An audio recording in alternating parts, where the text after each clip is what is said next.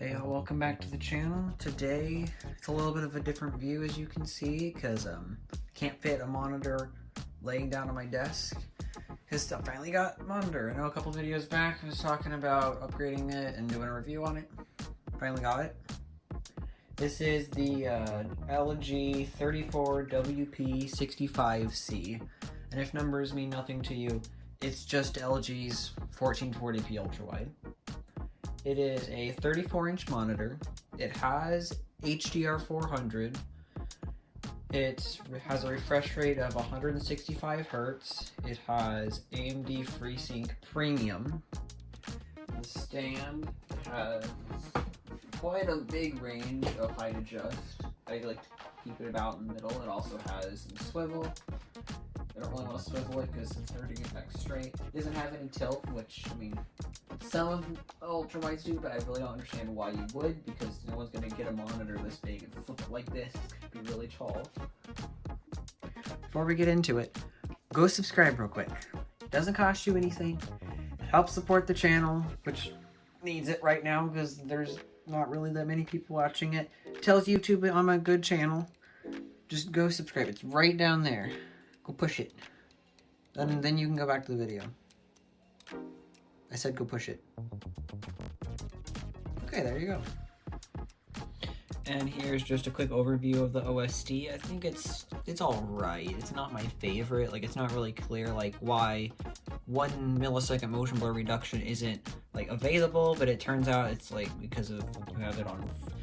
Like, it's annoying. I wish it would tell you more. But as you can see, you got all your presets here. Oh, I put it on the wrong one. And it is a navigation joystick rather than a bunch of buttons, so it's much easier to use. It has, as you can see, black stabilizer. I have it on faster because it doesn't actually seem to cause much overshoot, which is where it just gives the pixels more power so that they change colors quicker, but then it overshoots the colors sometimes. I don't really see that much. Got max brightness, of course, because in this monitor it doesn't actually get incredibly bright, but it is decently bright. It has a max brightness of about 320 nits, so it's not the brightest monitor in the world, but that's still plenty bright unless you're in like an extremely bright room. It also has a contrast ratio of 3000 to 1, which is above average, so it definitely looks brighter, because the thing is, brightness isn't just brightness. Like, you can have a monitor that is like hundreds and hundreds, like 600 nits, but it could have a really, really low contrast ratio.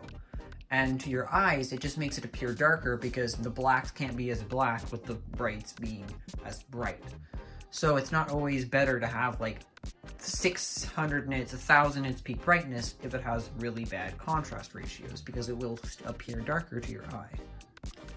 And here's the UFO test real quick. And for those of you who don't know what this is or what you're looking for, pretty much I'm gonna slow this down and you're looking for any like weird looking pixels. So like what I was talking about earlier, I have it on the fastest response time, which, like I said, pushes more power to the pixels so that it gets brighter quicker, but then sometimes it overshoots its target. So there might be a bright line in front of these. I'm not sure, I haven't looked yet. But here it is. From here, it looks pretty good. I can see a slight blur on all of them of the green. Well, yeah, pretty much all the colors. It seems to be not terrible, but I can definitely make it out. Of course, all these numbers and values and stuff don't really mean much if it looks terrible. So here's just some gameplay. I've got to say, once you go to an ultrawide, there's no going back. It's just superior.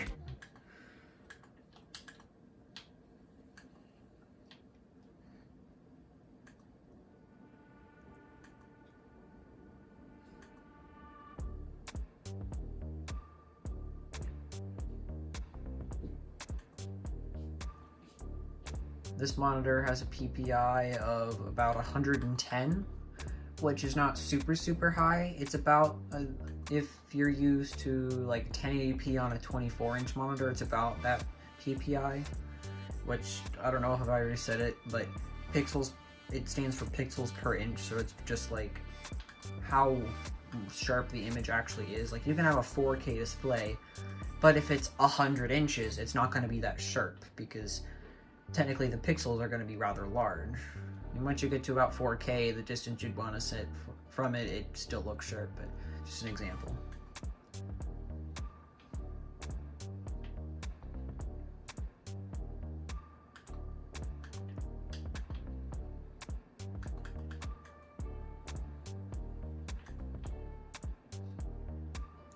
So all this footage you've seen so far is in SD mode. It's not an HDR, because HDR is more, these types of like monitors in this price range are more like HDRs.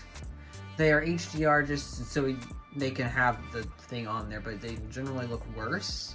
So it's better to have an SDR, but I'll just change that over real quick. So here I've switched it to HDR. I'm looking on the camera, it looks nearly identical, I believe, but in real life it's way duller because it's trying to just make parts of the screen brighter and parts of the screen darker. So HDR, you know, it's high dynamic range. So it pretty much just means you have a broader range of brightnesses and colors. So switching it to HDR on a panel like this, which doesn't really truly have HDR, it tries to keep the image at like a mid-gram brightness, and then have the darks be dark and the bright be bright.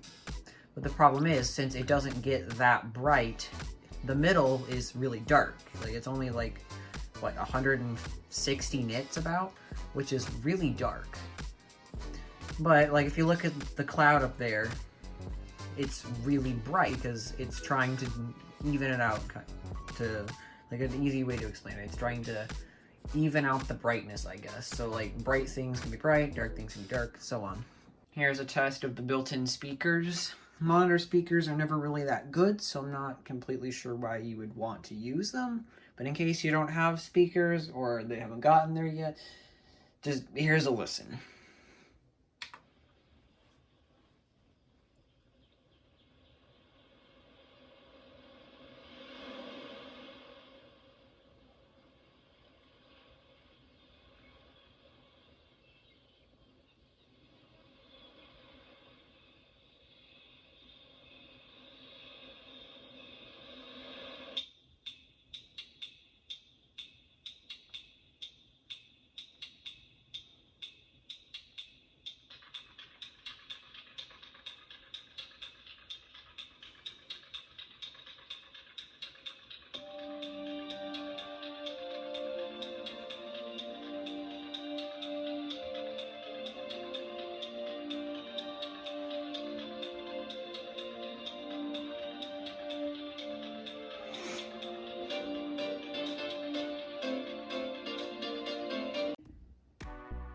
You might be thinking, well, it doesn't sound that bad. Well, the thing is, first of all, it's going through a microphone, and then it's being compressed by YouTube, and then being played back through whatever headphones or speakers or whatever you're listening to it through.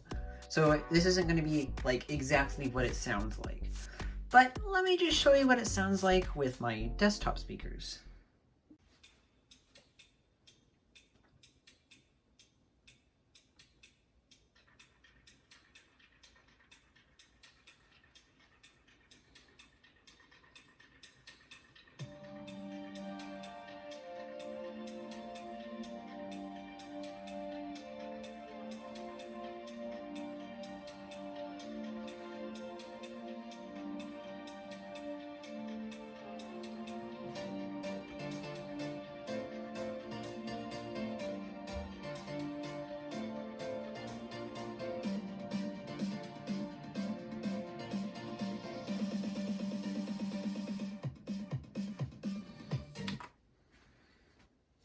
As you can see, that sounds a lot better.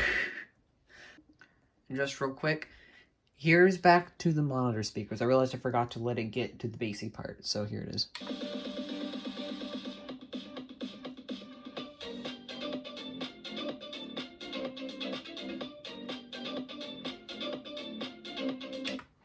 So yeah, way less bass. I believe they're only 2-watt speakers as well, so they don't get very loud. That's nearly max volume. Well, I think that's it for today. If you have any questions or anything you'd like me to review, just leave it in the comments. Well, I think that's it for today. If you have any questions or anything you'd like me to review, just leave it in the comments, and maybe I'll do it. Anyways, thanks for watching.